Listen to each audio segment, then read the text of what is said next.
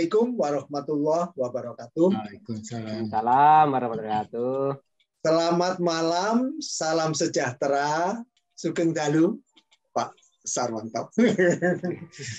Silakan Pak Sarwanto. Oke, suara saya bisa didengar, bisa masuk ini? Ya, sudah Pak. Ini sudah. Oh. Iya, dia Bapak, saudara-saudara semua, Bapak Dr. Sarwanto, SPD MSI, beliau adalah dari UNS, Pak ya. Ada di program ini, program pendidikan fisika, PMIPA, FKIP.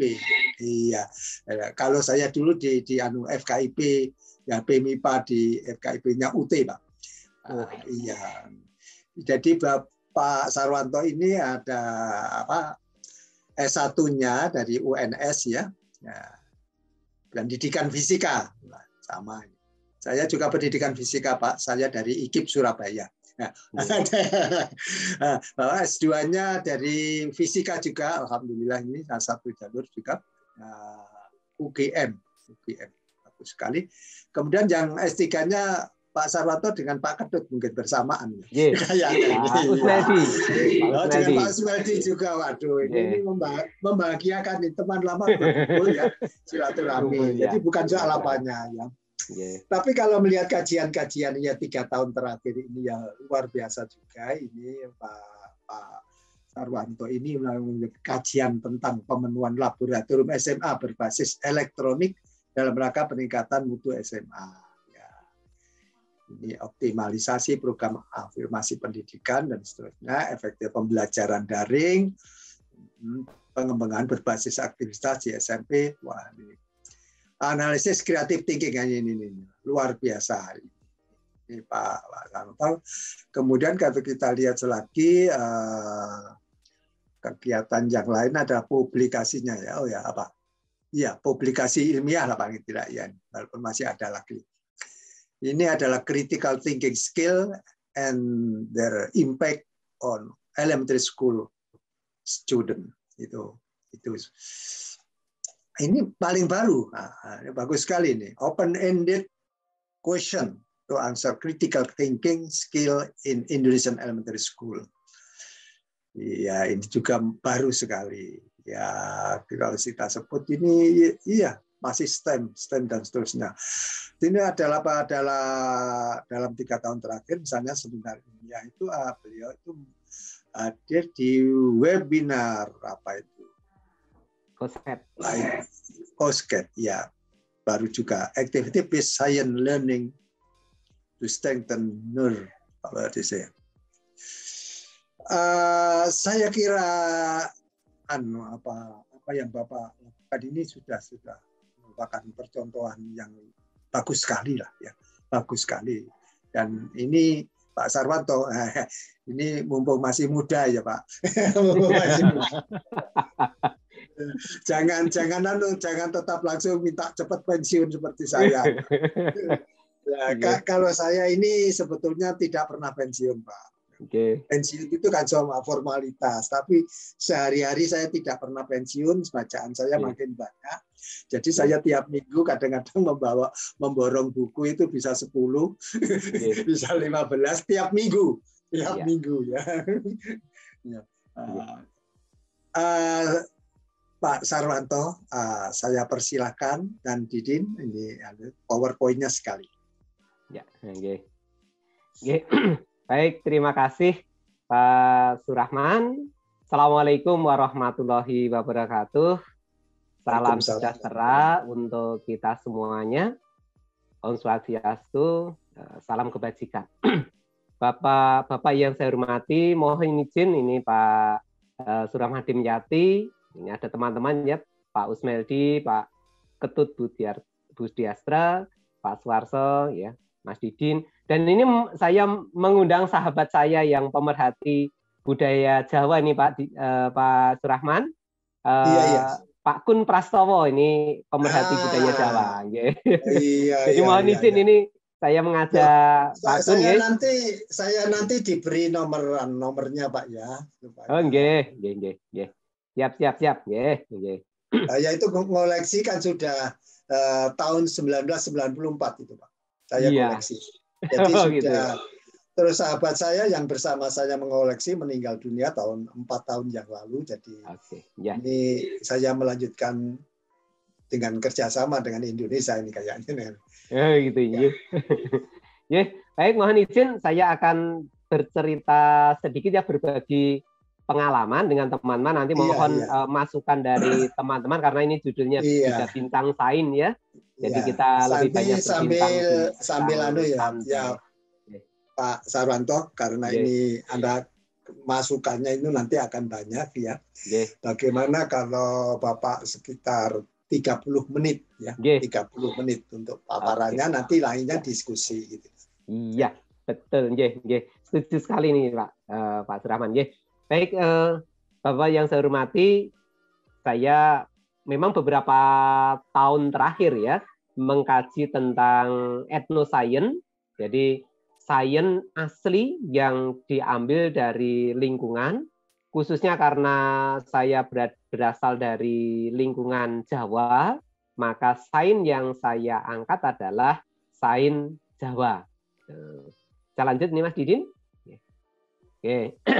Jadi yang sajian saya ini dari pendahuluan, kemudian sains dalam pandangan etnis, khususnya etnis Jawa, dan kearifan lokal dan etnoscience, kemudian nanti integrasi etnoscience untuk pembelajaran IPA, dan yang terakhir nanti adalah simpulan. Mudah-mudahan dalam waktu 30 menit itu cukup untuk mempresentasikan beberapa hal yang kami pikirkan.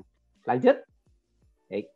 Nah, ini kalau kita bicara etnoscience itu ya berkaitan dengan budaya atau etnis masyarakat setempat, kemudian sains ya pengetahuan. Makanya di dalam etnoscience itu lebih kepada ketika masyarakat itu sudah memiliki kemampuan berpikir ya, sudah memikirkan berdasarkan pengalaman sehari-hari, dan mungkin itu yang ditinggalkan, maka etnoscience itu menggali kembali, merekonstruksi istilahnya gitu ya, merekonstruksi sains atau budaya atau kebiasaan kehidupan masyarakat etnis tertentu atau suku tertentu, kemudian dikaitkan dengan sainsnya. Jadi kaitkan dengan pola berpikir sains. Kira-kira begitu, itu yang kita maknai sebagai etnoscience. Jadi lebih kepada merekonstruksi apa yang sudah pernah dilakukan dan mungkin sampai sekarang masih dilakukan, tetapi akan kita lihat dari kajian sains. Lanjut, Mas. Oke. Nah, ini sebagai contoh saja. Kalau di Jawa itu kan sangat terkenal banyak sekali candi-candi ya. Salah satu candi yang ada di perbatasan antara Solo Jogja, di antara Jawa Tengah dengan DIY, itu adalah Candi Prambanan. Nah, salah satu candi Prambanan itu kan banyak sekali kumpulan candi-candinya. Nah, salah satu candi yang terbesar di sana ya, yaitu Candi Siwa. Yang paling besar itu kan Candi Siwa. Di dalamnya itu ada beberapa arca. Nah, salah satunya adalah arca Ganesha. Nah, Ganesha ini kan merupakan dewanya, atau dewa tentang pengetahuan. Yang sangat menarik itu bagaimana Ganesha ini memegang cawan pengetahuan, kemudian dia mengambil cawan pengetahuan tadi untuk masuk ke dalam otaknya atau dalam dirinya, itu tidak dengan cara diminum, ya meminumnya kan tidak seperti kita, tetapi melalui belalai. Nah, belalai itu kan menggambarkan bagaimana pengetahuan itu tidak dalam tanda petik, kalau orang Jawa makan itu kan ada yang dimakan langsung atau bahasa kasarnya itu diuntal begitu, tetapi dengan sebuah proses melalui hidung, sehingga prosesnya cukup panjang untuk menjadi sebuah pengetahuan. Itu penggambaran dari bagaimana pengetahuan yang dibangun dalam budaya Jawa itu tidak diperoleh secara instan. Makanya ketika sekarang ini atau beberapa waktu yang lalu ya, proses pembelajaran itu seringkali dilakukan secara instan, ini dalam tanda petik ini sebenarnya kurang sesuai karena tidak akan bertahan lama gitu. Nah, karena digambarkan dari dewa Ganesha sendiri ketika mendapatkan pengetahuan itu kan dewa yang sangat cerdik. Makanya moga lanjut, salah satu perguruan tinggi yang terkenal, makasih Mas Didin, lanjut. Nah ini salah satu simbol dari perguruan tinggi yang terkenal di Indonesia, ya ITB itu juga gambarnya adalah Dewa Siwa. Ini kan menunjukkan bahwa itulah dewa pengetahuan ya. Oke, lanjut Pak Didin. Oke, ya. Nah ini untuk memperoleh pengetahuan itu sendiri, ini ada di Serat Wedotomo ya, merupakan kitab ya yang disusun oleh Kanjeng Gusti Aryo Adipati Aryo Mangkunegoro keempat atau KGPAA Mangkunegoro keempat dalam Serat Wedotomo pupuh 3 pucung podo yang pertama ya, yang bunyinya ilmu iku kelakone kanthi laku wekase lawan kas tegese kas nyantosani setya putya pangekesing dur angkara. Nah, kira-kira dimaknai dalam bahasa Indonesia ini ya Pak Usmeldi ya, mungkin karena Pak Usmeldi dari Padang ya. Ilmu itu diperoleh melalui sebuah proses. Ya.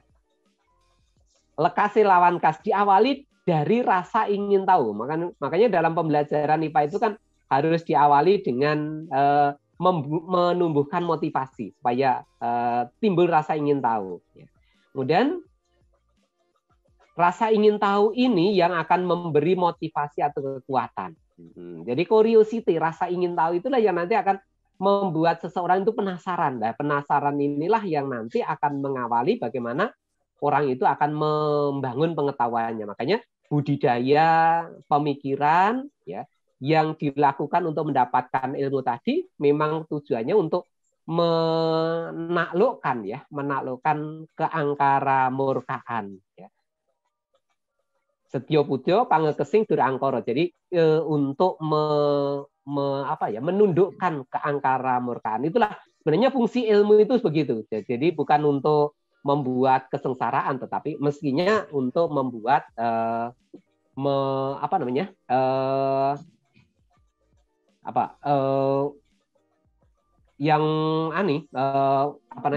alam semesta ini semakin enak untuk ditempati gitu. Baik, lanjut Mas Didin.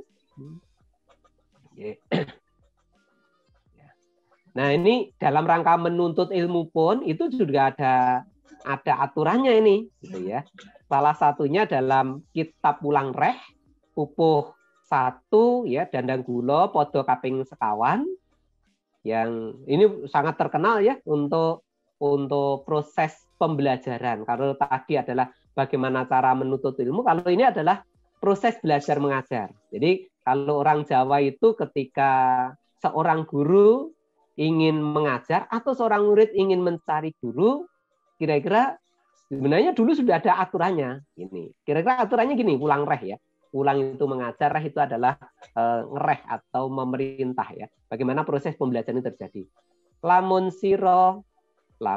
siro angge guru kaki amilio manungso kang nyoto ingkang becik martabate sarta kang rohing hukum kang ibadah lan kang ngirangi syukur oleh wong topo ingkang wis amungkul tan mikir pawing liyan iku pantes sira Guranana kaki sartane kawruhono.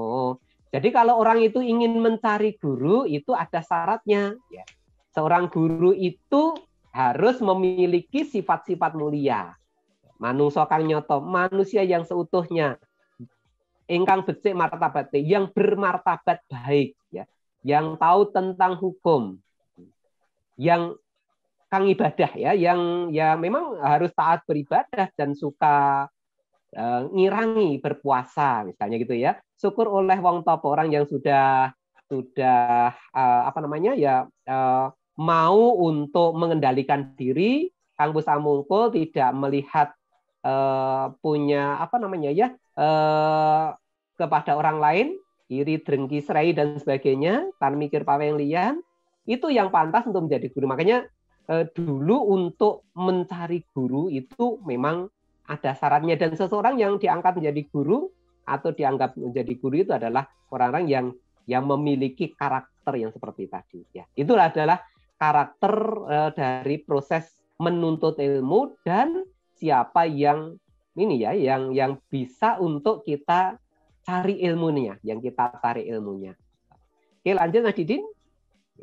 Nah, ini ilmu itu kalau dalam budaya Jawa ada istilah ilmu katon dan ilmu yang supranatural ya, gitu.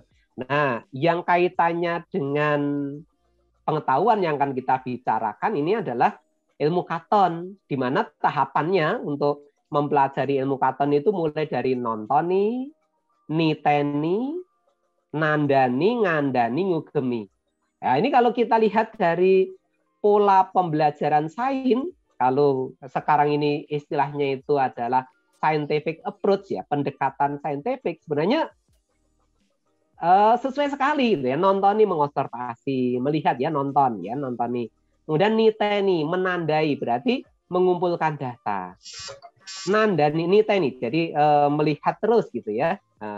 Kemudian menandani, sehingga akan terbentuk pola. Ngandani, hasil pola tadi dikomunikasikan. Yang terakhir ngugemi, dimanfaatkan, diimplementasikan dalam kehidupan sehari-hari. Itu adalah bagaimana alur untuk mempelajari ilmu katon. Oke, baik Mas Didin, lanjut. Oke, nah tadi ini cerita dengan Pak Demyati tadi yang kaitannya dengan kenapa sih di Amerika itu tadi jamnya itu bisa geser-geser gitu ya. Nah ini kalau di Jawa itu ada yang cukup menarik juga yang berkaitan dengan ini, itu adalah bagaimana rumah-rumah tradisional ya, rumah-rumah etnis Jawa asli itu pada umumnya menghadap ke selatan. Jarang yang menghadap ke arah utara. Meskipun jalannya itu rumahnya simbah saya itu ada di timur jalan, tetapi rumahnya tetap menghadap ke selatan gitu. Ternyata setelah kita telaah kenapa begitu, kita rekonstruksi ulang, ya kira-kira itulah yang makna yang tadi saya ceritakan etnosain gitu. Karena Jawa itu ada di sebelah selatannya Katulistiwa, ya matahari itu kan tadi Pak Dimyati tadi menceritakan, separuh waktu ya setengah tahun sekali itu ada di sebelah utara Katulistiwa, setengah tahun sekali itu berada di selatan Katulistiwa. Padahal Jawa itu ada di selatan Katulistiwa. Dengan demikian lebih lama matahari itu di sebelah utaranya Jawa daripada di sebelah selatannya Jawa. Nah, ketika matahari di sebelah selatannya Jawa, seperti saat ini ya, antara bulan Oktober sampai dengan April itu kan rata-rata musim penghujan. Lanjut Mas Didin. Oke. Nah, ini yang setengah tahun yang ada di sebelah selatan Jawa ya, yang lebih pendek waktunya ya dibandingkan dengan ketika matahari tadi ada di sebelah utaranya Pulau Jawa ya. Lanjut. Mas Didin ya.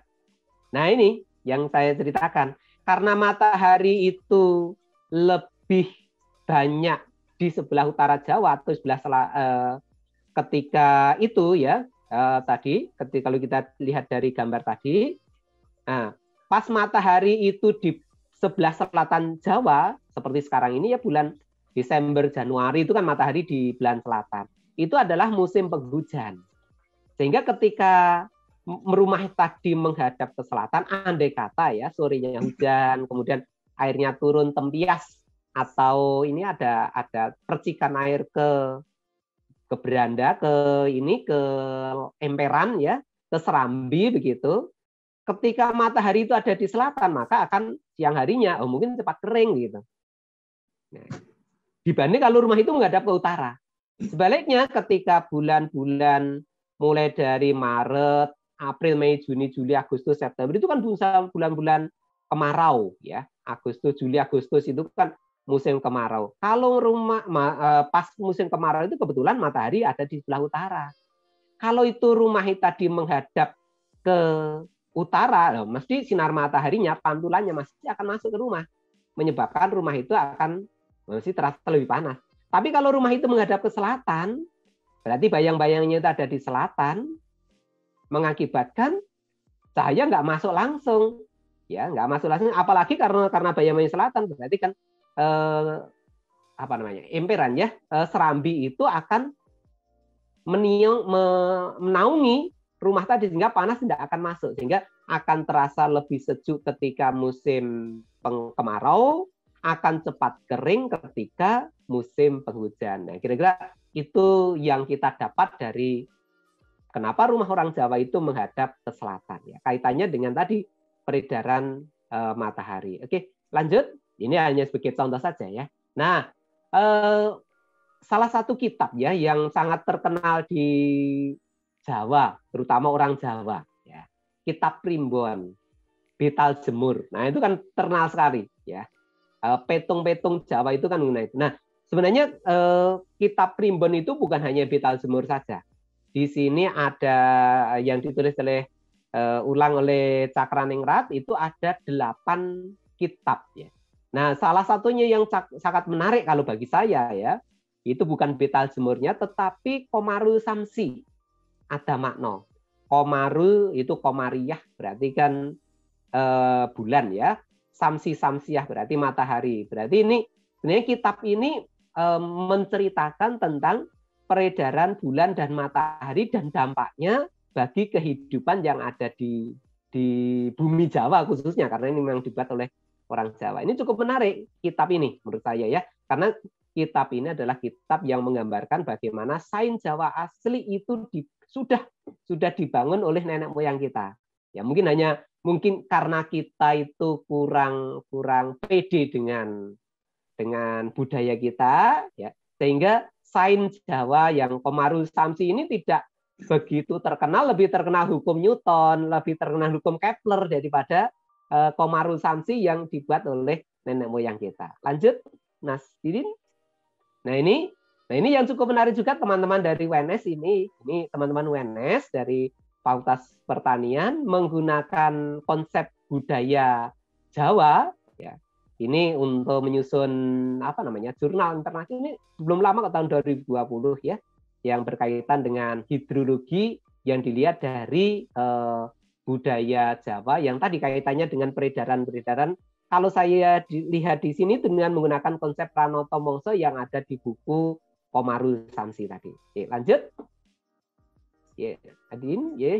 Nah, ini konsep Pranoto Mongso yang didasarkan atas pergerakan bulan dan matahari, khususnya matahari, dan dampaknya apa yang terjadi dengan di bumi. Ini adalah konsep Pranoto Mongso, bahwa musim di Jawa itu bukan 2 ya, tapi 4. Bukan hanya ketiga rendeng saja, tetapi ada moso dari ketiga, kemudian mareng ya, kemudian rendeng gitu. Mongso kaso ya, itu adalah perubahan musim yang di Jawa. Jadi di Jawa itu mengenal 4 musim ya. Kemudian dari 4 musim tadi diuraikan lagi menjadi 12 mongso, 12 waktu. Dan ketika membicarakan mongso-mongso ini atau waktu ya, ini terjadinya secara periodik. Meskipun kalau sekarang itu memang tidak sama persis. Sebenarnya dulu pun juga tidak sama persis, tapi diambil rata yang terjadi ya. Kejadian yang rata-rata terjadi di tanah Jawa ya, gitu. Ini adalah kalender. Kalau kita lihat, karena ini terjadinya periodik dan berulang setiap tahun, maka bisa menjadi kalender yang namanya kalender Pranoto Mongso. Oke, lanjut Mas Didin. Oke. Jadi ada 12 juga, mulai dari Mongso Kaso sampai dengan Mongso ke-12 ya. Gitu. Oke, terus masih satu halaman lagi, iya, Mongso Sodo, ya itu ya. Itu adalah 12 musim yang ada di Jawa.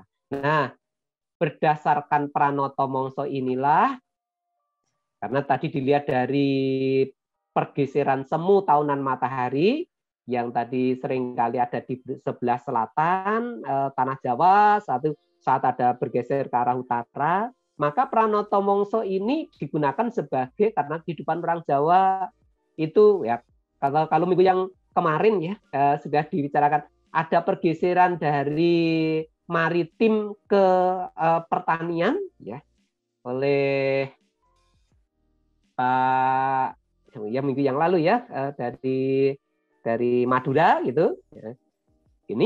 Ini juga karena sudah ke agraris, maka digunakan sebagai dasar untuk penghidupan agraris. Jadi pertanian itu menggunakan kalender Pranoto Mongso mulai untuk menanam padi, menanam palawija dan sebagainya, itu didasarkan atas pergeseran semu tahunan matahari.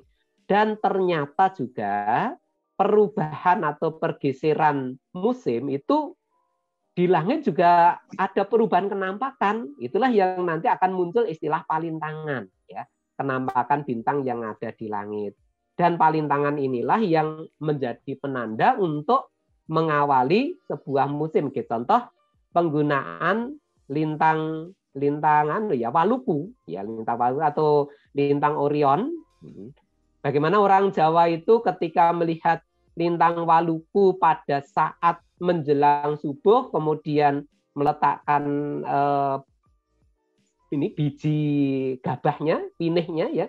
Ketika winih tadi diarahkan ke lintang Waluku lalu dia jatuh dari telapak tangan, maka disitulah saatnya untuk menebar bibit atau nyebar winih istilah kalau orang Jawa ingin menanam padi gitu ya. Lanjut Mas Didin. Nah ini palintangan ya. Selain palintangan itu sebagai dasar untuk menanam padi, juga sebagai dasar menentukan waktu atau pawukon atau horoskop Jawa ya, gitu. Yang kita kenal ada 35 buku itu. Kemudian ini juga sebagai dasar untuk menentukan mata angin. Kalau ini di pengetahuan manapun sama ini ya. Jadi ada lintang gubuk penceng yang letaknya di selatan, atau bintang crux atau bintang pari ya yang arahnya di selatan sebagai penunjuk arah selatan. Ini contoh palintangan selain berfungsi sebagai tadi untuk mengawali musim, malah mengawali bercocok tanam, juga sebagai arah ya, penunjuk arah, juga sebagai dasar untuk horoskop ya. Baik, berikutnya Mas Didin. Nah, ini kosmologi. Nah, kalau sudah berbicara tentang palintangan itu mesti tidak akan lepas dari prinsip kosmologi, karena orang Jawa itu prinsip kosmologinya luar biasa. Ada istilah jagat gede, jagat cilik, dan arah itu kalau orang Jawa itu kan kenal dengan istilah kiblat papat limo pancer. Makanya orang Jawa itu ketika menentukan mata anginnya orang Jawa, kalau Pak Usmeldi ke Jawa itu ketika mau tanya di mana sah tempatnya masjid A misalnya, pasti akan diarahkan, dia akan mengatakan timurnya, baratnya, utaranya, selatannya. Jarang kanannya, kirinya. Kalau orang Jawa asli ya, tapi kalau anak sekarang ya mungkin sudah banyak yang tadi meninggalkan mata angin timur, barat, utara, selatan ya. Kiblat papatnya itu mulai banyak yang ini ya. Maksudnya kiblat papat ya tadi arah mata angin tadi gitu. Nah, ini juga berkaitan dengan unsur-unsur pembentuk alam semesta dan pembentuk pribadi. Jadi api, kemudian air, tanah dan sebagainya itu kan merupakan bentuk dari arah kiblat papat limo pancer. Oke, lanjut Pak Didin. Nah, ini dalam kondisi sekarang ini kajian etnosain itu kan diharapkan, karena yang kita lihat sekarang kan tinggal peninggalannya saja. Maka dalam kajian etnosain untuk merekonstruksi ulang itu bisa kita rekonstruksi dari tadi istilah ngandani tadi ya. Jadi tinggal pepatahnya, gugon tuhon, atau mungkin dari karya-karya sastra, itulah yang kita bisa eksplorasi, kemudian untuk kita dapatkan pengetahuan ilmiahnya. Atau sesuatu yang sudah dimunculkan dalam bentuk sisa-sisa peninggalan, ya, bangunan, aturan, perilaku, dan itu. Itu yang bisa kita rekonstruksi dari proses sains tadi sehingga menjadi sains baru yang nanti bisa kita belajarkan kepada anak didik kita ya gitu. Kita contoh lanjut ini Mas Didin. Nah, ini kita contoh saja bagaimana orang Jawa ini membuat dapur atau pawon tradisional zaman dulu. Jadi kalau zaman dulu atau pawon tradisional Jawa atau dapur tradisional Jawa, di sini tuh tidak hanya sekedar ada tungku, kemudian ada alat dapur, enggak sekedar itu, tetapi di sini tempat bersosialisasi, ya, ada amben di situ untuk nungguin simbok ketika sedang memasak. Di atas pawon itu ada tarangan, ada pogo dan sebagainya. Ini ketika kita eksplorasi lagi, contohnya aja, kenapa sih setiap orang Jawa itu menyimpan bibit tanaman, ya, benih tanaman, contohnya jagung, ya, atau tanaman jenis tanaman yang lain, itu mesti di atas atau di tarangan, ya, di para-para, di atas atau di dekat pawon. Ini cukup menarik, ya, cukup menarik. Kenapa?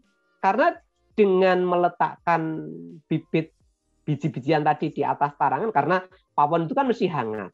Hangat itu kan menyebabkan zat atau benda itu bisa menguap. Sehingga kalau biji-bijian misalnya jagung itu dihangatkan atau terhangatkan oleh pawon tadi, maka kadar air yang ada di jagung tadi mesti akan berkurang, akan menguap. Ketika ini berkurang atau menguap, maka biji jagung tadi dengan kadar air yang lebih rendah, maka hama-hama yang suka menyerang biji-bijian tadi itu akan berkurang. Kalau bahasa Jawanya itu akan terhindar dari totor yang dimakan bubuk tadi, ya, rengat ya gitu ya, totoren tadi yang dimakan sejenis ulat kecil-kecil yang memakan biji jagung tadi. Sehingga ketika masuk musim penghujan untuk siap ditanam lagi, tidak akan rusak. Itulah budaya. Jadi dari bangunan yang ada bisa kita rekonstruksi ulang. Oh, ternyata begitu toh, orang Jawa dulu tuh sudah punya pengetahuan bagaimana cara memanfaatkan alam, cara memanfaatkan lingkungan untuk bisa mempertahankan benih, mempertahankan bibit sehingga tidak rusak oleh hama. Baik, dilanjut Mas Didin.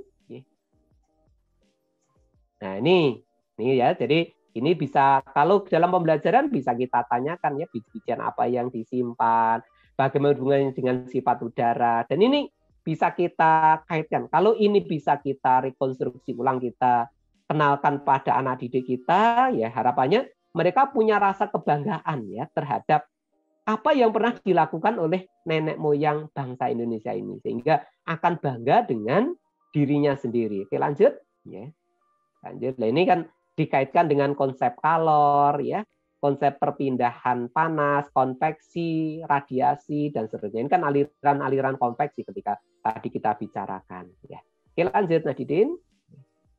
Oke. Nah, termasuk fasilitas-fasilitas umum yang ada di Jawa, bentuknya bangunan, rata-rata kalau bangunan untuk ditempati oleh orang banyak, orang Jawa itu membangunnya dengan bentuk bertingkat dan tinggi. Ya. Contohnya Masjid Demak itu mesti dibangun dengan tinggi, ya. Oke, kemudian rumah untuk pertemuan di kampung-kampung bentuknya joglo itu juga tinggi. Nah, ini ada satu keistimewaan bahwa rumah yang tinggi itu kan mudah mengalirkan udara ke atas karena udara panas itu akan bergerak ke atas. Dengan demikian ketika di dalamnya tadi banyak orang, maka setiap orang menyumbang panas itu bergerak ke atas. Kalau di atasnya tadi tinggi, maka dia akan cepat naik ke atas. Ketika cepat naik ke atas, udara dari samping cepat masuk, sehingga ruangan itu akan sejuk. Nah, kira-kira begitu, ya. Ini konsepsi yang sudah dimiliki oleh nenek moyang kita. Oke, lanjut. Ya, oke. Demikian juga kebiasaan orang Jawa, ya, untuk mempertahankan kalor supaya tidak cepat hilang. Kalau orang Jawa itu sukanya minum teh yang ginastel, ya. Kalau apalagi orang Solo itu suka angkringan. Solo juga itu suka angkringan. Nah, teh itu harus ginastel, legi panas dan kental. Nah, untuk mempertahankan panas tadi, dia menggunakan isolator. Kalau dulu belum ada model termos ya. Makanya gunakan isolator yang bentuknya seperti ketu yang terbuat dari, jadi teman-teman ini sudah tahu ya, banyak yang kenal. Kalau mungkin Pak Usmeldi yang di Padang. Nah, jadi bahannya dari kapuk atau seperti bantal gitu, tetapi di tengahnya berlubang ya. Kemudian nanti porongnya, tekonya, pocinya ditutup dengan itu sehingga panas itu tidak cepat keluar. Karena bantal seperti ini ya, tutup atau seperti ketu ini isolator panas yang baik gitu. Baik, terus Mas Didin. Nah ini kearifan lokal yang lain yang dilakukan. Kalau ini kan bentuk kegiatan kemasyarakatan yang dipertahankan oleh masyarakat setempat, bagaimana dia untuk bisa mempertahankan pola kehidupannya. Sebenarnya ini cukup menarik juga ketika ini kita kaji secara ilmiah ya, secara sains ya. Kita contoh saja yang paling kanan bawah ini kan kalau di tempat saya namanya susuk wangan, membersihkan saluran air ketika memasuki musim penghujan. Ya, gitu. Itu menarik juga ini. Kenapa ini dilakukan? Ya mereka memang ingin supaya aliran air itu lancar. Ya. Dengan demikian ketika musim penghujan tiba, air itu bisa mengalir lancar sehingga tidak mengganggu, tidak akan meluap, tidak akan terjadi banjir. Jadi cukup menarik juga ya. Oke, lanjut, Mbak Didin. Ini. Nah, ini makna dari kearifan lokal. Ya, memang kearifan lokal ini kan pengetahuan keyakinan yang biasa dilakukan oleh masyarakat setempat karena dia akan melihat dari perilaku alam seperti apa, kemudian yang akan digunakan untuk kehidupan sehari-hari. Kearifan lokal ini juga merupakan kebenaran yang memang menjadi tradisi mereka dan senantiasa diikuti ya, akan diikuti secara berulang-ulang. Nah, ini adalah bentuk-bentuk kearifan lokal yang ada di masyarakat tertentu dan digunakan untuk proses kehidupannya. Oke, lanjut. Nah, Didin. Oke. Ini penerapannya ya, mulai dari bekerja untuk mengikuti kehidupan gitu. Gotong royong kan kearifan lokal masyarakat ya, tapi sekarang nampaknya mulai luntur gotong royong ini.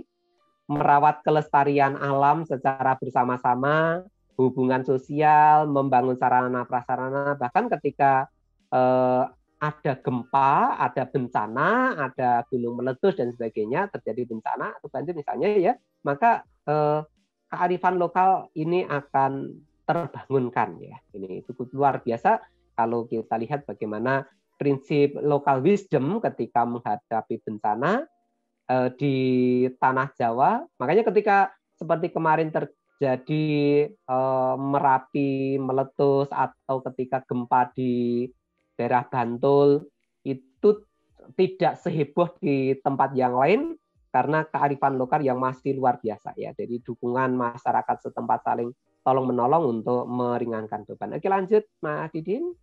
Oke. Ini bentuk kearifan lokal yang ada di masyarakat ya.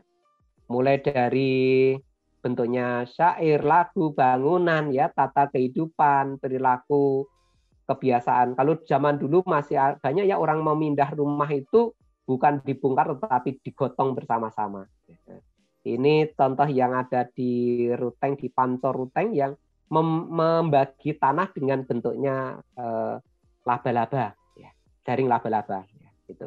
Lanjut Mbak Didin, kearifan lokal yang ada ya. Ini kearifan lokal yang ada di Jawa, ini sangat terkenal dengan konsep sumbu imajiner dari Gunung Merapi, kemudian Keraton Yogyakarta, kemudian Parangtritis, itu kan merupakan satu garis sumbu imajiner ya, yang menggambarkan filosofi ke garis lurusan utara dan selatan ya. Mulai dari Gunung Merapi, nah inilah menggambarkan proses kehidupan. Nah, ini tidak hanya konsep fisik tetapi sampai dengan konsep-konsep spiritual. Lanjut, Mas. Nah, ini beberapa istilah Hugon Tuhan kalau tadi saya bicarakan di depan, ini sisa-sisa atau peninggalan zaman dulu ya yang masih kita yakini beberapa peristilahan, dan peristilahan ini kalau kita kita lacak secara ilmiah itu juga cukup penting. Misalnya saja ya, ketika seorang itu makan itu kan tidak boleh duduk di depan pintu, misalnya gitu. Atau membangun rumah itu tidak boleh tusuk sate ya, tusuk sate itu kan sebenarnya kan berkaitan dengan keamanan, dengan aliran udara dan sebagainya. Ini kan sebenarnya konsep sainsnya itu cukup tinggi. Tetapi seringkali orang akan mengatakan itu adalah ketentuan. Oke, lanjut Mas Titin. Syair sloka, tembang yang menunjukkan bagaimana upaya yang harus dilakukan oleh masyarakat untuk bisa hidup dengan tertib dan teratur. Ya, nanti akan kembali ke diri sendiri ya, kesehatan, keselamatan dan sebagainya. Oke, ya. Ini lagu Ojo Turu Sore Kaki ya gitu. Oke, lanjut saja karena waktu. Nanti lebih banyak kita cerita. Ini juga syair ya, ono kitung rumeksa ing wengi dan seterusnya ya. Ini lagu Danang Gulo. Ya, terus ini tentang kehidupan ya. Legenda. Nah, ini cukup menarik juga ketika etnosains, cerita-cerita di masyarakat ini bisa menyelamatkan dari masyarakat dari bencana. Contohnya dulu di Aceh ketika terjadi tsunami besar, itu ada di daerah Simelu ya. Di sana ada cerita tentang semong, sehingga ini bisa menyelamatkan ketika ada air yang surut, maka legenda rakyat memerintahkan supaya masyarakat itu tidak turun ke laut tetapi naik ke gunung. Juga di Petobo Palu yang kemarin beberapa tahun yang lalu mengalami likuifaksi, ya, cerita tentang Kinta, makanya masyarakat asli setempat itu hanya menempati tidak lebih dari 12 rumah ya yang ada di kampung itu dan tidak boleh keluar dari itu. Dan ketika terjadi likuifaksi maka masyarakat di situ yang selamat, yang tidak tahu tentang daerah sekitarnya di situ itu yang banyak yang kena korban karena tanahnya tadi, rumahnya tadi itu kan ditelan likuifaksi ya, masuk ke dalam bumi dan bergeser. Ini yang pengalaman cerita atau legenda rakyat. Jadi legenda itu bisa menjadi etnomitigasi. Jadi mitigasi terhadap bencana karena berdasarkan pengalaman nenek moyang dulu dan dipertahankan dalam bentuk cerita, dalam bentuk legenda, dalam bentuk syair dan sebagainya. Oke, lanjut. Etnomitigasi ya, bencana gitu ya. Jadi kalau memang bencana itu kan kehendak dari yang maha kuasa gitu ya, datanya bisa tiba-tiba dan mungkin tanpa tanda-tanda, dan ada juga yang memberikan tanda-tanda. Dan kalau bagi orang Jawa ya, bencana itu kalau budaya Jawa itu kan dianggap sebagai upaya untuk membangun kembali. Makanya seperti kalau peristilahan orang Jawa itu bencana itu dangir. Dangir itu kan mengaduk tanah supaya gembur dan tanaman itu subur. Gitu.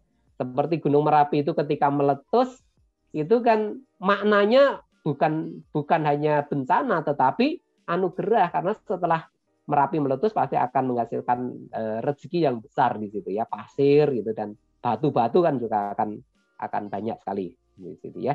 Jadi bencana ini akan mengingatkan kembali ke asal manusia ya, ke sisi manusianya. Sejatinya manusia itu dari apa sih gitu ya. Nah, ini akan mengembalikan sana. Baik, berikutnya. Didin. Nah, ini ya.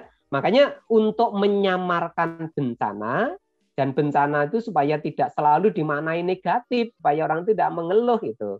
Contohnya ya, kalau Gunung Merapi mau erupsi, orang menyamarkan, oh yang Merapi itu mau punya hajat ya. Orang tenggelam di Laut Kidul misalnya gitu ya. Orang menyamarkannya dengan oh ini baru dipinjam oleh Nyi Roro Kidul contohnya ya. Gempa bumi, oh ini Nagaraja sedang menggeliat. Sebenarnya itu kan menyamarkan makna dari sebuah bencana.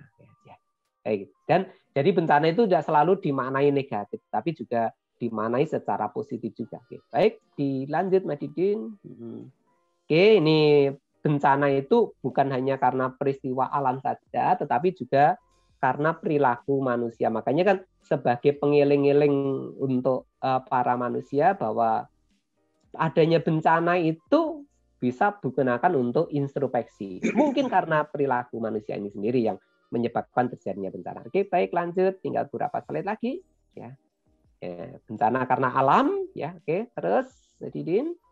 Jadi warning ya, peringatan. Makanya kearifan lokal mitigasi atau etnomitigasi ini merupakan upaya preventif, memilih lokasi, meletakkan bangunan, ya, mengolah tanah, menangkap satwa, pemanfaatan sumber daya alam, tata air, gitu ya, perlindungan terhadap sumber daya alam. Makanya kan seringkali orang mewingitkan tanah tertentu, hutan tertentu, mewingitkan sendang atau sumber air tertentu, itu sebenarnya kan upaya preventif untuk mencegah terjadinya bencana. Hanya kadang-kadang ketika pemahaman ini masih dangkal, itu dianggap syirik dan sebagainya. Ini makanya kan perlu dilihat secara mendalam sebenarnya apa sih yang ada di balik itu dan perlu diluruskan. Oke, baik, berikutnya Adidin.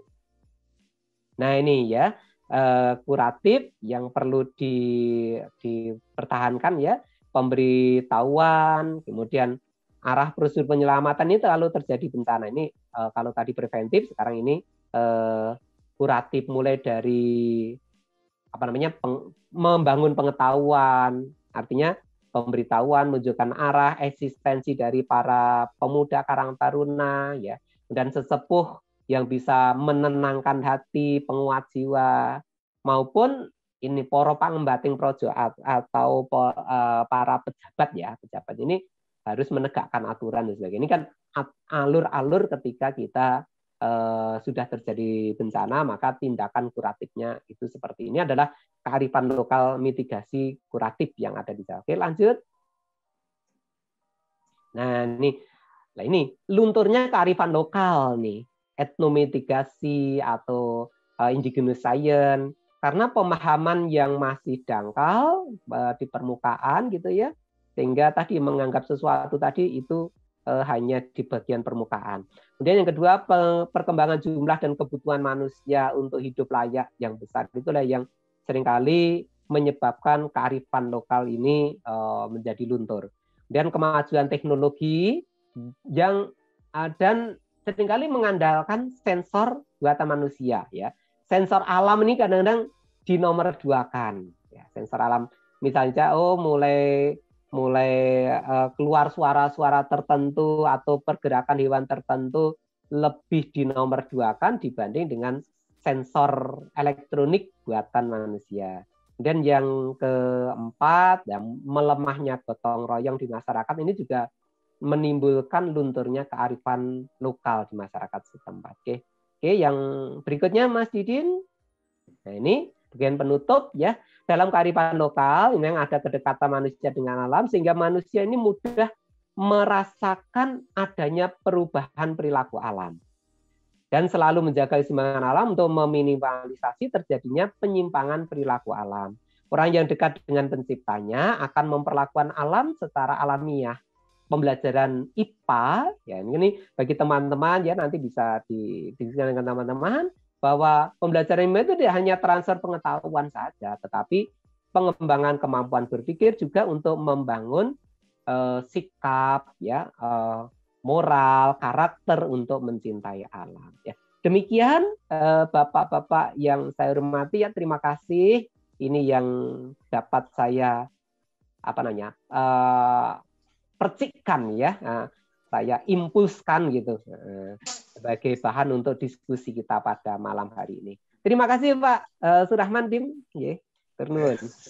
Ya, terima kasih Pak Sarwanto. Wah, ini ini dari yang paling, saya akan memulai dari ujung paling timur ini.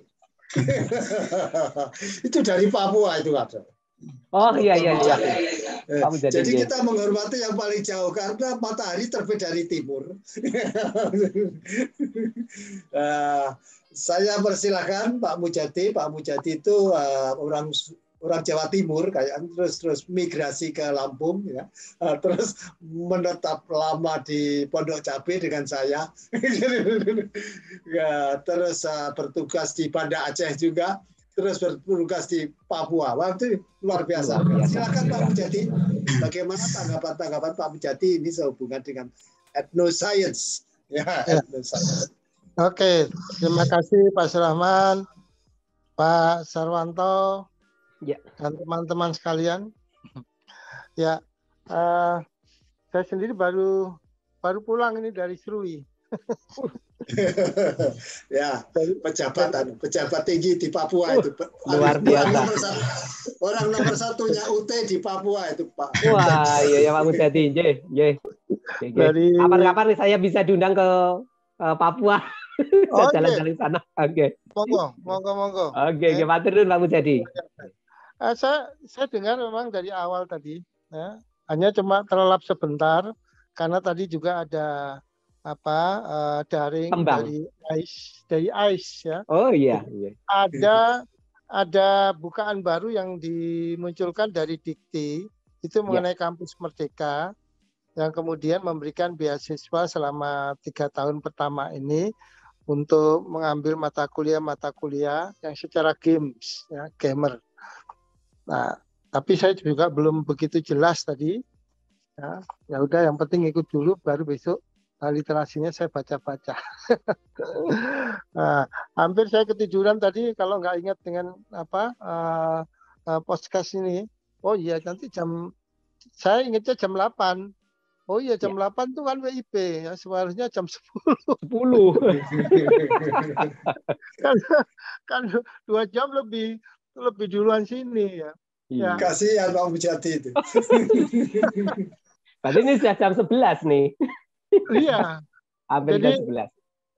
Pernah juga waktu itu posisi di Wamena juga itu ya, di Puncak Jaya juga itu. Ya mau apa lagi? Namanya Indonesia dari arah timur ke barat. Nah, saya dengar tadi emang, wah, saya ingat masa lalu jadinya ya, masa kecil juga itu ya.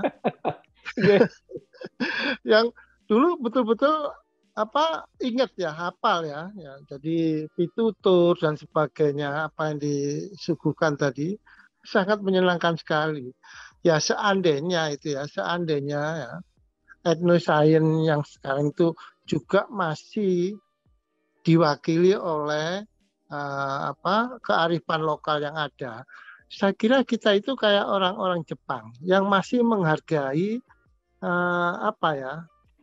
leluhurnya, ya, yang masih menghargai leluhurnya, sehingga nilai-nilai kearifan lokal itu masih kental, tidak lapuk dan tidak lekang, walaupun itu dalam kondisi yang ya serba modern.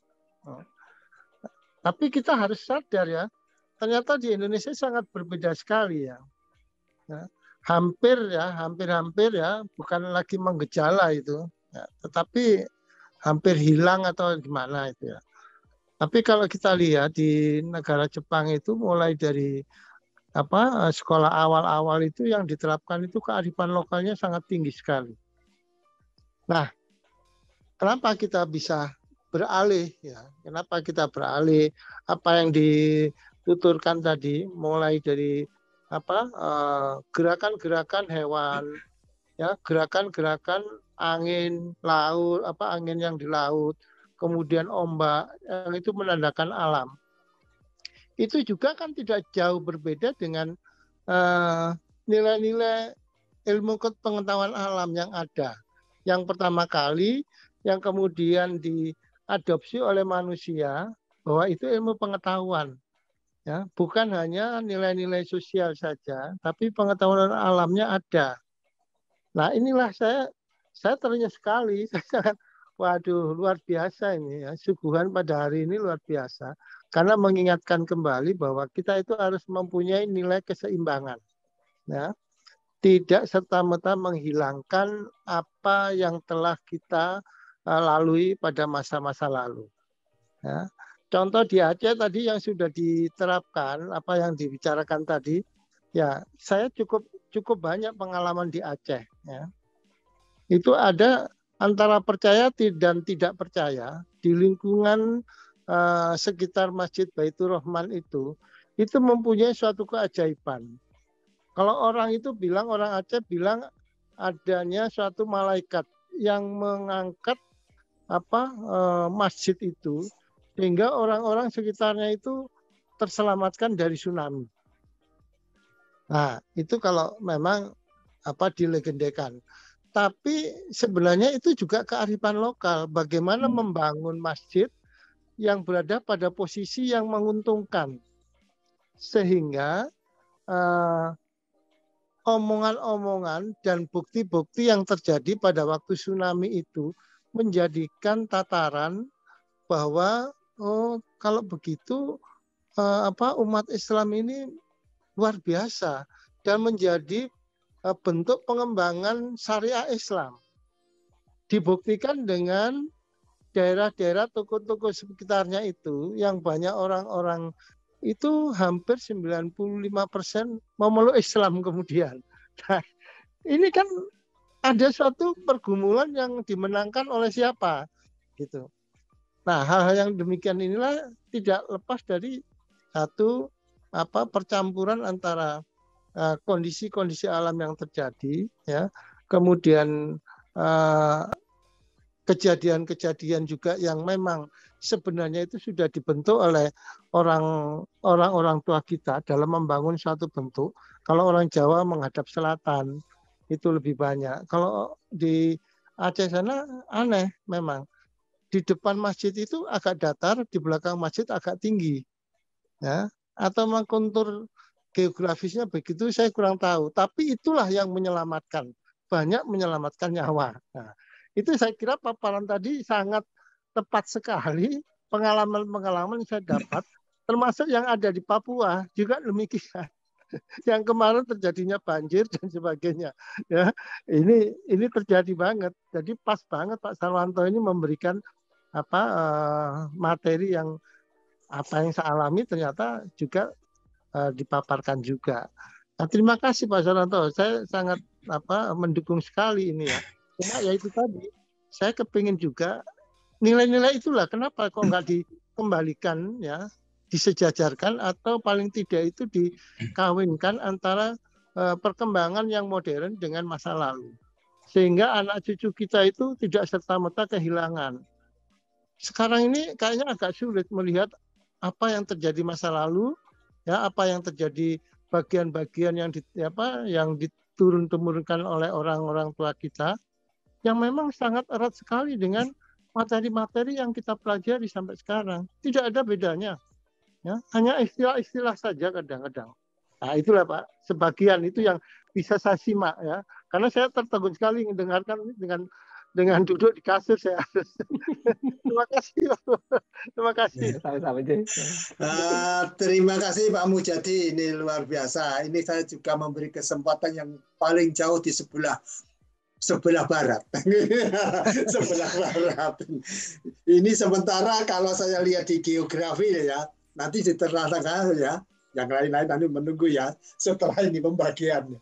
Walaupun nanti ya, saya juga dari ujung di balik bumi ini, di balik bumi, saya akan memberikan kisah-kisah yang sebenarnya bahwa apa yang dilihat di film, apa yang dilihat di warta berita, dan apa yang saya lihat selama 15 tahun ini di depan mata saya. Jadi nanti kita berbagilah itu, bagaimana sebetulnya yang baik itu bagaimana masa depan kita ini. Tapi kan sudah tadi climate change ini sudah disinggung-singgung oleh Pak Sarwanto. Untuk sementara silakan Pak Dr. Usmeldi. Terima kasih Pak Rahman, Pak Sarwanto, Pak Mujadi, Pak Getut, dan lain yang saya hormati. Sungguh berbahagia kita di malam ini bisa berjumpa dengan ahli-ahlinya tentang ilmu sains. Penyajian Pak Sarwanto sangat menarik, diikuti dengan nyanyian Jawa. Juga Pak Mujadi, pengalaman beliau di Papua, di Aceh, dan beberapa lainnya. Saya ingin juga berbagi pengalaman berkaitan dengan ilmu sains di daerah Sumatera Barat khususnya, atau daerah Minangkabau. Ya. Nah, kalau kita cermati ya, apa yang dilakukan oleh nenek moyang kita dahulu, kita bandingkan dengan sains, mungkin saat itu beliau-beliau itu dari luar kita tidak paham dengan sains, tapi sudah melakukan kegiatan sains. Nah, ada beberapa contoh yang ingin saya kemukakan. dulu di kampung atau di daerah umumnya di Sumatera Barat itu rumahnya kan rumah kayu. Nah, tadi Pak Saranto yang memperlihatkan ada jumlah rumah joglo sama macam juga dari kayu. Kami umumnya dulu rumahnya dari kayu, sekarang udah dari beton. Jadi untuk membangun rumah itu kan perlu bahan bangunan. Nah, bahan bangunan itu berupa kayu yang ada kalanya yang diambil dari hutan, digergaji. Kayu yang besar itu kayu jati. Nah, itu dirawat gotong royong, digergaji, gitu kan. Nah, lalu setelah itu dimasukkan ke dalam kolam. Nah, kalau di kampung kan banyak kolam-kolam ikan. Nah, itu kan lumpurnya cukup tebal. Lalu dikuburkan di situ, dibenamkan kayu itu. Nah, itu sampai cukup lama, bertahun kan sampai 2 tahun. Nah, dengan itu nanti kemampuan yang si rencana membangun rumah ini sudah cukup, nah, baru dia dibangkit, kan, diangkat. Nah, itu apa tujuannya? Ternyata kayu yang setelah dibenamkan atau dikubur selama setahun terlebih, itu sudah berbeda, konstruknya sudah berbeda. Nah, itu lebih awet. Jadi lebih kuat kayu itu.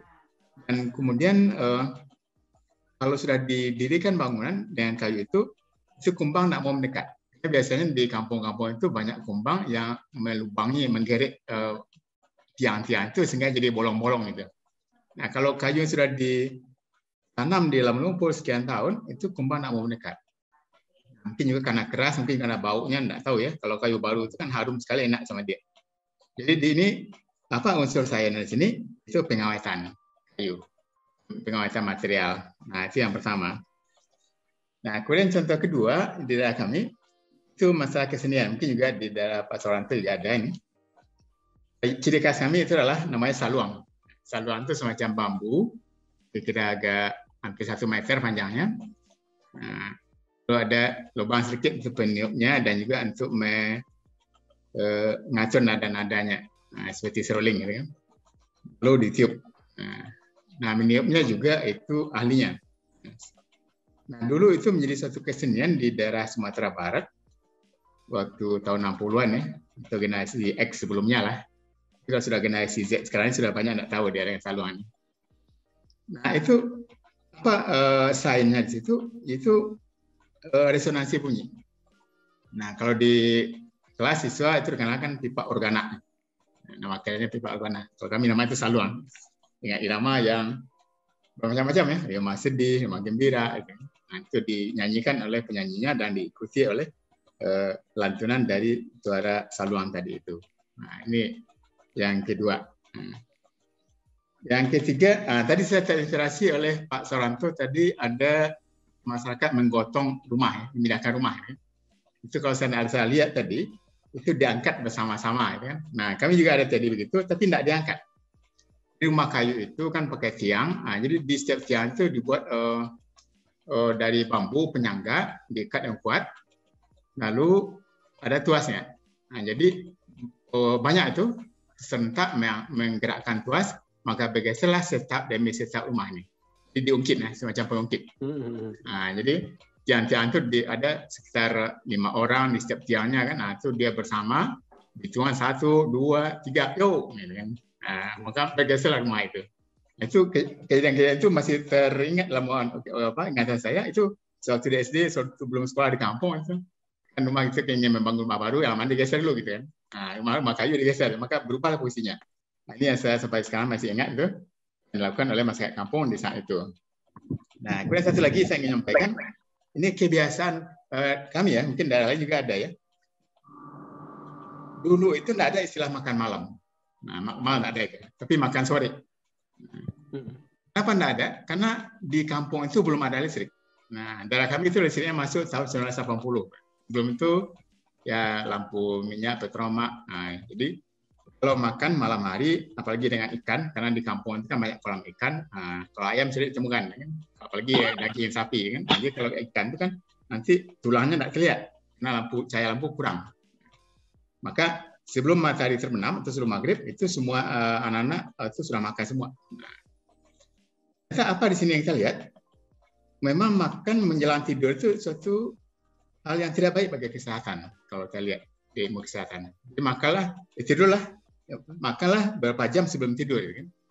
Kata kita makan malam, karena makan malam habisnya Isya, jam 10 udah tidur, kan dekat sekali waktunya sudah perut masih kenyang, kita sudah tidur gitu kan. Nah, jadi secara dari segi biologi atau kesehatan nih kurang baik gitu kan. Nah, ini saya lihat. Jadi kebiasaan orang kampung itu sehingga orang itu memang awet-awet jarang sakit, dan umur juga lebih panjang gitu. Nah, itulah beberapa contoh yang kita coba identifikasi dari daerah kami di Sumatera Barat, mungkin juga daerah lain sama ya. Nah, berikutnya saya ingin mengkaitkan dengan pembayaran di sekolah ya, terutama sekolah dasar ya. Kalau kami di sekolah dasar dan sekolah menengah pertama atau SMP itu ada namanya mata pelajaran yang dimasukkan ke kelompok mata lokal, namanya BAM, Budaya Alam Minangkabau. Nah itu banyak etnosains ceritakan tadi itu banyak di situ sebagai buku referensi bagi siswa ya. Nah, tapi belakangan juga sudah tidak lagi itu. Jadi muatan lokal sudah hilang gitu kan. Nah, jadi maka kekurangan referensi lah anak-anak kita di level sekolah dasar dan menengah berkaitan dengan etnosains ini. Dan juga buku-buku etnosains ini memang juga belum banyak ya. Nah, apalagi kalau ngacu pula kepada kurikulum K13 yang bersifat nasional, bukunya diterbitkan oleh pusat di Kemas dalam itu BSE, buku sekolah elektronik. Itu semua cerita di buku itu sama. Jadi kalau masalah biologi, masalah lingkungan sekitarnya, nah itu contohnya mungkin itu di mana penulisnya. Kalau penulisnya di daerah Pak Sarwanto, maka ceritanya di lingkungan sekitar situ. Nah, jadi bagaimana kalau daerah kami di Sumatera Barat? Anak-anak bingung juga. Dia tidak mengalami langsung ya, tapi melihat di bukunya, melihat gambarnya seperti itu, dia tidak menghayati langsung. Kalau dikaitkan dengan budaya dia sendiri sekitar dia, itu akan lebih masuk ya. Seperti contoh tadi ya, tentang kayu, tentang salu, segala macam itu bukan lebih makna bagi mereka itu dalam belajar. Nah, ini yang kita lihat kekurangan dalam pembelajaran di sekolah, khususnya pembelajaran sains. Contoh atau kontekstual itu masih kurang ya. Karena mungkin juga khususnya etnosains ini referensi juga belum banyak. Nah, ini yang saya lihat. Maka perlu saya kira barangkali semua pemikiran dari kita semua, khususnya Pak Sarwanto juga, ini bagaimana kita mengupayakan di lingkungan sekolah dasar itu kalau bisa buku-buku IPA atau sains itu bermuatan lokal masing-masing. Jadi buku sains untuk SD itu tidak sama, tidak nasional ya, tapi digantung dalam masing-masing. Kalau nasional pastilah contohnya sama dan mungkin tidak ada dialami oleh siswa di daerahnya masing-masing. Nah, teman-teman itu dulu Pak Surahman. Oh iya. Terima kasih Pak Smelty. Ini menyebabkan ini jadi perbandingan kan. Jadi perbandingan. Bahkan kenapa Amerika Serikat, kata Amerika Serikat ada 50 state itu nggak sama. State 1 dengan state 1 nggak sama, bukunya sama, aturannya nggak sama, sampai peraturan lokal pun juga nggak sama. Nah dari ini tadi kan terasa demokratisasi itu. Bahwa ketika sentral terlalu kuat, semua harus sama. Ini harus sama. Nah, tapi pelan-pelan, ini kan transisi ya. Kita transisi, barangkali nanti podcast kita ini kan didengarkan oleh Pak Menteri, didengarkan oleh Pak Presiden, didengarkan oleh Wakil DPR kita. Kalau kita tidak ingin menggoyah-goyahkan apa-apa, kita ingin bagaimana bangsa kita ini benar-benar lebih keren ke depan itu. Insya Allah 25 tahun lagi di saat 100 tahun kemerdekaan kita bukan kira-kira Pak. Ini kayaknya sudah dekat bahwa kita akan nomor 4. Nomor 4. Tapi betul-betul nomor 4 yang benar. Nomor 4 dengan kualitas yang hebat. Jadi percontohan dunia. Tapi saya ini sebentar lagi Pak ya, nanti kita bahas lebih lanjut. Saya lihat ini Pak Kun Prastowo ya. Pak Kun Prastowo. Saya persilakan Pak Kun. Terima kasih Pak Dimiati atas waktunya yang diberikan kepada saya. Selamat malam Bapak-bapak. Ya, malam Pak. Sebenarnya ini saya dengan Pak Sarwanto ini boleh dikatakan seperti reunian ini Pak. Oh gitu. Teman satu kampung dengan Pak Sarwanto. Saya merasa terhormat mendapat kesempatan ini. Yang jelas begini Bapak.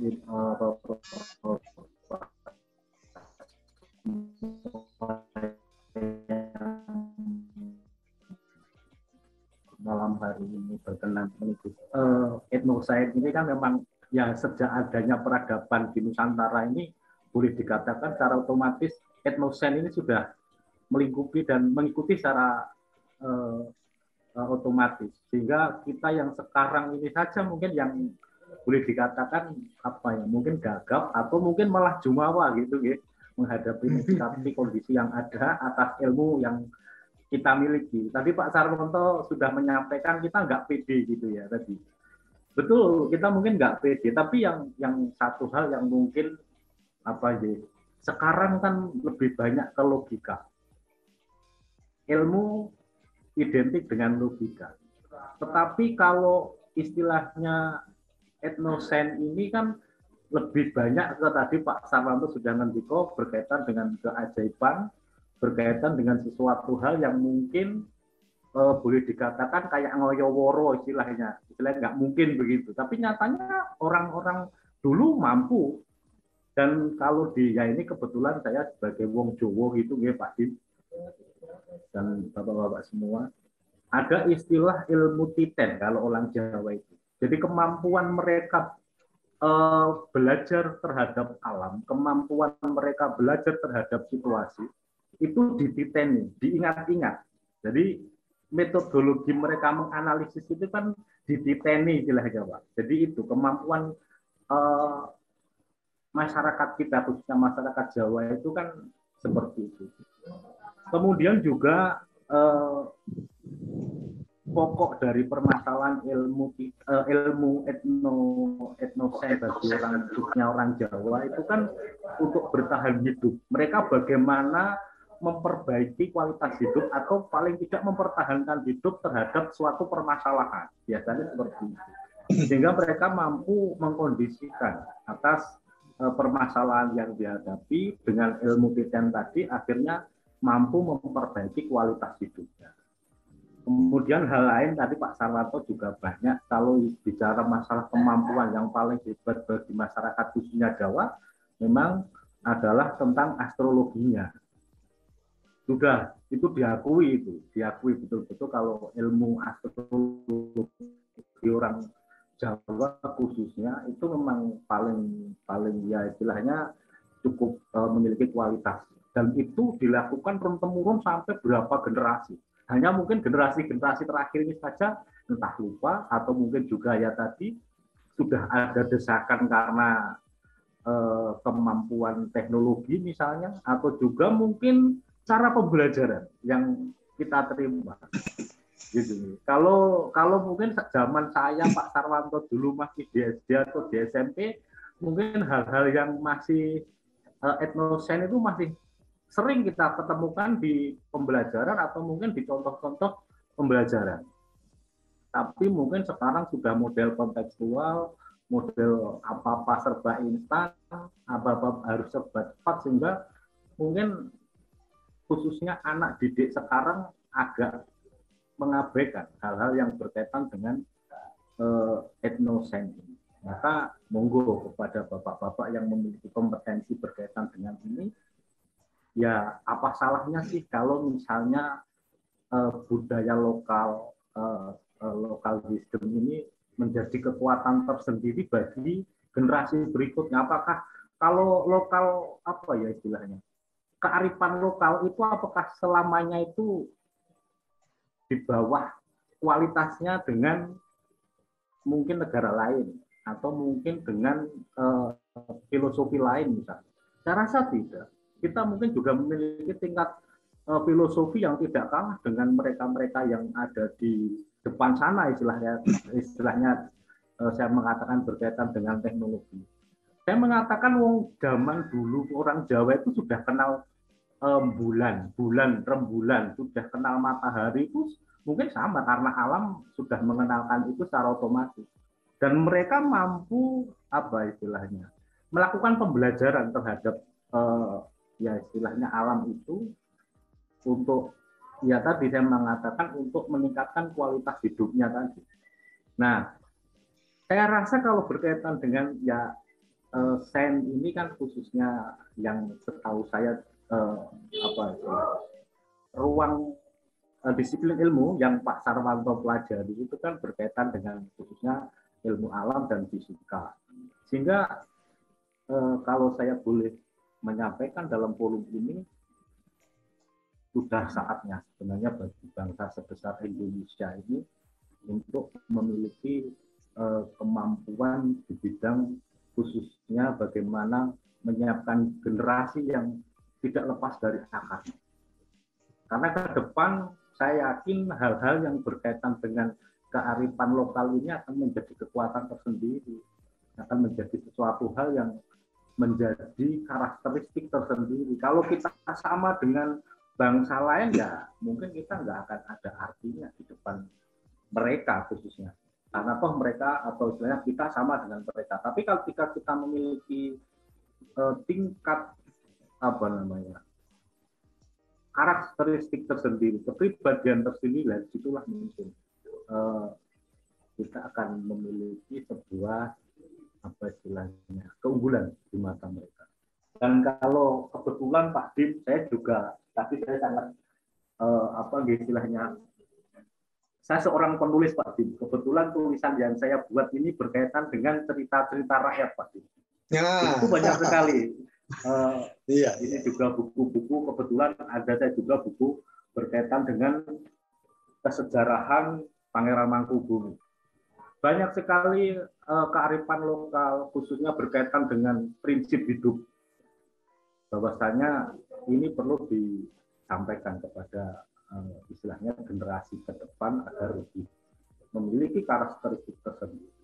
Dan semoga nanti ke depan ada beberapa ide yang sebenarnya syukur buku saya yang tentang Pangeran Mangkubumi ini saya berharap nanti bisa diterbitkan, kemarin sudah ditawar oleh Kundo Budoyo dari Jogja, tapi belum deal Pak.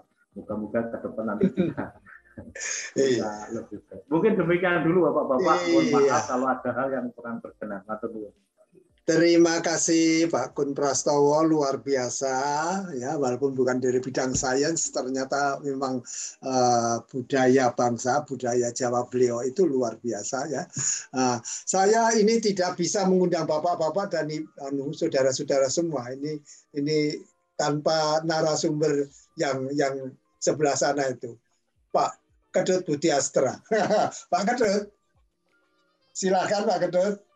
Bagaimana masukannya dengan etnoscience ini? Ya baik Pak Sulaiman nih, teman-teman kita kumpul ini. Ini guru saya nih. Ini guru saya nih. Siapa yang menjadi guru siapa? Iya. Kalau tidak ada nama-nama yang dikirimkan Pak Kedut kepada saya tidak bisa mengundang Pak Sarwanto, saya tidak mengundang Pak Made, saya tidak bisa mengundang Pak Usmeldi, saya kan bentar lagi ada. Jadi selama bulan Februari ini Pak ya, bulan Februari ini ada 4 Pak. Jadi ini mohon kalau bisa hadir juga, kalau bisa. Ya, baik. Jadi tanggal 5 Februari itu Pak Kedut, 5 Februari itu Pak Made Sailendra dari Indonesia. Nah, saya rekomendasi Pak. Ya, kemudian 12, ya 12 itu Pak Usmeldi, ya, Usmeldi yang di Padang. Ya. Tanggal 19 ada berbeda sedikit, tetapi dari UIN Ciputat. Oke. Sarip Hidayatullah itu Ibu Dr. Gingit.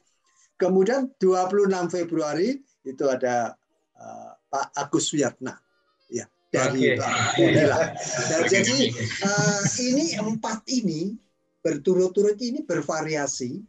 Akan dari sudut pandang yang berbeda. Yang ini yang menyebabkan Indonesia jadi kuat. Terus saya bukan kira-kira, saya tambah kuat Pak. 25 tahun lagi kita akan nomor 4 betul. Nomor 4 itu. Dengan kualitas. Termasuk etnoscience-nya kita itu yang terkuat di dunia. Karena tadi kita sudah punya narasumber yang saya akan support sekali. Bagaimana? Sebetulnya orang Indonesia cukup kaya kadang kaya membantu juga, memberikan nasihat, filsafat lama kita secara itu luar biasa. Sampai orang luar negeri itu kagum. Jadi kagumnya orang Indonesia apa Pak Kedut? Teman-teman, Bapak-bapak. Indonesia itu punya sila nomor 4. Musyawarah mufakat. Itu belum pernah ada di dunia itu. Musyawarah mufakat. Kalau sudah musyawarah dan mufakat, itu tidak harus kedok palu voting dan anu. Musyawarah yang penting itu. Silakan Pak Kadut. Ya. Oh ya, baik Pak. Ya ini terima kasih Pak Sarwanto, ini Pak Kusmeldi sudah hadir. Kita bincang-bincang Pak, kita udah lama nggak ketemu. Setelah tahun berapa selesai Pak? 2007 saya. Dari 2022 nih sudah. 15 tahun Pak ya, nggak terasa. Ini juga ada teman kita Pak Mujadi Pak, saya perkenalkan. Ini orang yang senang KIT IPA Pak, ini Pak Mujadi. Wah, mantap. Nah, saya ingin nanti Pak Sarwanto, kemarin kan saya bicara tentang gimana sih implementasi untuk pembelajaran dengan menggunakan KIT IPA Pak. Itu sekarang cenderung menurun gitu loh. Bisa dirasakan kan Pak, di guru-guru kita juga mungkin banyak yang kurang menguasai itu, jangan-jangan itu Pak. Di sini ada praktisinya Pak Mujadi, saya tahu persis karena kita satu tim dulu Pak ya. Terus Pak Sarwanto saya lihat dulu kan Bapak sebagai instruktur nasional Pak ya. Jadi sekali waktu kita diskusi Pak, saya juga sedang mengkaji tentang praktikum IPA. Mungkin suatu saat nanti saya akan bicara tentang itu. Nah terkait dengan KIT etnosains ini Pak, ini benar itu tadi Pak Kusmeldi. Sepertinya itu kan dulu kurikulum tingkat satuan pendidikan, Pak ya, dulu sudah bagus. Di situ sudah ada kurikulum muatan lokal. Saya kira ini perlu lagi mungkin untuk ini Pak ya. Ya paling nggak di kita lah gitu ya. Karena benar Pak, tadi kalau nggak kita yang mengingatkan lagi untuk mengenal budaya daerah atau kebajikan lokal, kearifan lokal, siapa lagi Pak? Ya, gitu. Nanti arahnya kemana? Pada jadi kayak bingung sendiri di negeri sendiri gitu. Kan tadi disebutkan sama siapa dari Pak Mujadi itu siapa? Itu di Jepang itu sudah maju banget, tapi dia ininya tetap terjaga gitu loh. Ya Pak ya. Bagaimana kita bisa, ya paling enggak seperti itulah. Jangan sampai generasi mendatang itu nggak ngerti tentang budayanya sendiri itu ya. Gitu Pak, mana yang ya memang sih maju. Saya nggak tahu majunya kemana gitu. Saya sekarang sedang mengkaji ini juga Pak, ada berbarengan saya mengkaji tentang budaya lokal Belitung Pak, dalam konteks geopark gitu ya. Mungkin suatu saat nanti saya akan bicara, sekarang masih mengkaji tahun ketiga sekarang Pak. Mungkin nanti kalau udah selesai saya akan bicara, kalau boleh Pak. Gitu, karena paling enggak mereka juga harus mengenal. Kan tradisi yang sekarang kan mereka mengenalkan sumber daya alam. Pertama nikel, timah Pak ya, yang digali. Gitu. Jadi rusak kalau terbang di atas Belitung dari Jakarta ke Batam, coba Pak, lihat aja situ pasti, aduh banyak itu istilahnya galian-galian itu Pak, yang sekarang jadi danau Kaulein atau danau biru gitu ya. Itu yang ngetop itu Pak, saya sedang kaji itu. Jadi nanti saya akan bicara tentang itulah setelah ini. Jadi sebenarnya kaitannya sama dengan etnosains juga Pak Sarwanto.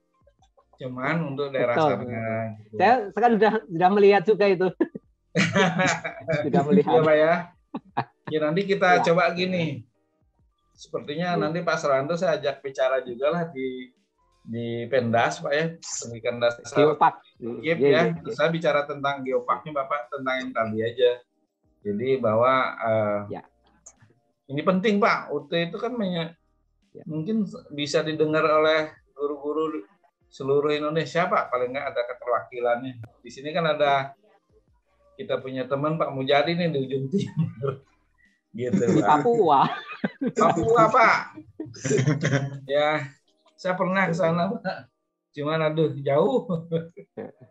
Pesawatnya tengah malam ya bimbingan saya budaya bakar batu yang kemarin yang di dibangun di disertasinya dan sudah lulus budaya bakar batu. Luar biasa. Dari Papua. Gitu ya, bakar batu di Papua ya. Tradisi bakar batu itu bagus. Jadi kalau ada yang mengkaji tentang ini sebenarnya saya senang juga. Kalau suatu saat bisa ngundang Pak Swastra juga bagus gitu Pak ya. Nggak tahu cuman linknya gimana. Pak Swastra dulu kan zaman kita baru masuk dia ujian itu tentang apa? Rumah adat itu Pak. Iya. Kemarin saya ketemu di Undiksa. Oh iya. Nanti mungkin kalau ini ada namanya Ibu Nia Herlina Pak Sarwanto, Pak ya teman-teman, Pak Surahman,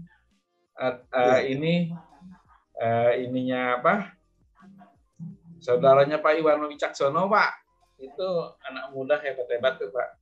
Jadi nanti suatu saat mudah-mudahan beliau mau ikut bicara di sini Pak. Iya, saya pokoknya diberi kontaknya saja. Iya Pak. Nanti saya sudah sempat bicara pas itu. Paling nggak akan makin banyak yang ikut. Iya. Kan jadi banyak apa namanya Pak? Banyak ide gagasan gitu. Jadi lebih komprehensif. Kalau bisa Pak, ini tadi terpikir bagaimana kalau nanti ini di sejenis dibuat kayak book chapter itu Pak. Nah ya benar Pak gitu. Ada bekasnya itu Pak. Ya book chapter. Oke. Ya. Sebetulnya sudah kita rancang Pak Kedut dan dengan begini itu bahwa podcast kita itu selain ini ada audio, videonya YouTube ya, audionya itu di Spotify dan satunya Anchor. Kemudian kita punya nantinya yang namanya printing gitu. Jadi kalau hanya ingin mendengarkan audionya cukup di Spotify atau Anchor. Kemudian kalau ingin chapternya tadi, ini semua yang kita lakukan ini bisa ditulis. Ya, bahkan di HP saya ini saya sudah melihat semua pembicaraan kita itu narasinya sudah dituliskan YouTube. Gitu ya. Jadi gitu Pak. Terus sekalian juga gini, Pak Suraman. Saya terpikir kemarin saya diskusi juga dengan Pak Iwan dan teman-teman yang masih muda-muda nih Pak ya. Bapak kan punya link channel dengan mungkin dengan jurnal atau artikel. Sekarang walaupun mungkin Scopus tidak menjadi ini lagi, tapi tetap aja peneliti dikti tetap menggunakan Scopus sebagai acuan ini Pak. Jadi ini perlu, ini Pak mungkin Bapak punya link gitu ya. Nih Pak Sarwanto saya dukung nih supaya cepat ya ininya. Iya. Ini citasinya udah luar biasa banyak. Ini teman-teman ini rajin, Pak. Iya. Yang ngajukannya lagi. Ya, paling sebentar lagi lah. Karena sudah memenuhi, saya lihat itu. Amin. Sudah, Pak Santo. Kalau dilihat sekularnya udah, saya masih jauh. Ini kita dibatasi waktu, Pak Kedut. Jadi ya, Pak. Sudah mendekati berapa ya? Setengah 10 ya. Setengah 10 malam. Itu setengah 10 malam itu Pak Mujadi sudah lewat hariku. Jadi saya minta maaf ini Pak Mujadi. Minum kopi dulu. Iya. Tapi sebelum saya tutup ini gini ya. Saya terima kasih pada semuanya. Saya minta maaf pada Pak Suwarso. Ada gangguan teknis, tidak bisa di-unmute gitu.